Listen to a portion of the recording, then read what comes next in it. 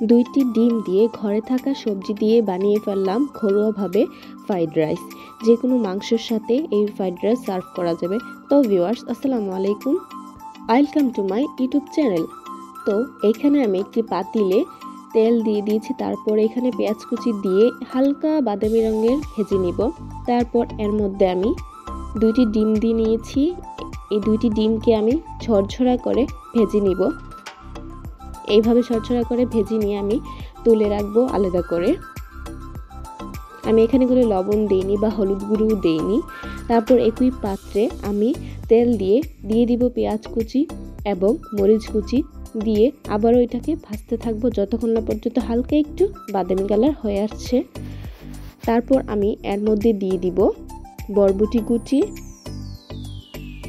তারপর দিয়ে দিব আমি গাজর কুচি দিয়ে আমি একত্রে দুইটা ভালোভাবে আবারও ভাজতে থাকবো। তারপর দিয়ে দিব স্বাদমতো লবণ, তারপর স্বাদমতো হলুদের গুঁড়ো দিয়ে দিব,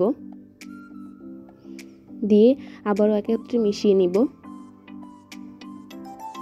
এভাবে ভাজতে থাকবো আমি বরবটি এবং গাজরটাকে। তারপর আমি এর মধ্যে ক্যাপসিকাম ও টমেটো কুচি দিয়ে দিব, দিয়ে আবারও নেড়ে চেড়ে দিব।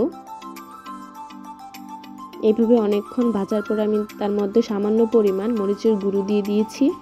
তারপর দিয়ে দিব ধনিয়ার গুঁড়ো, তারপর দিয়ে দিব সামান্য পরিমাণ জিরা গুঁড়ো, দিয়ে আবারও একত্রে মশলাটাকে মিশিয়ে নিব। এইভাবে আমি রান্না করতে থাকবো কিছুক্ষণ। তারপর আমি এর মধ্যে দিয়ে দিব সস, টমেটো সস। আপনারা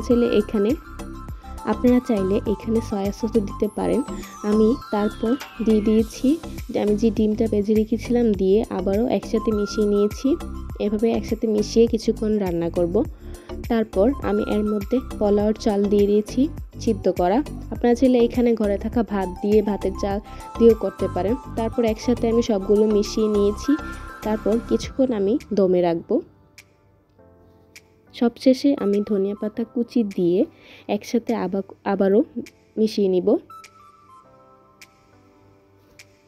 এই তো তৈরি হয়ে গেল ঘরোয়াভাবে ফ্রাইড রাইস।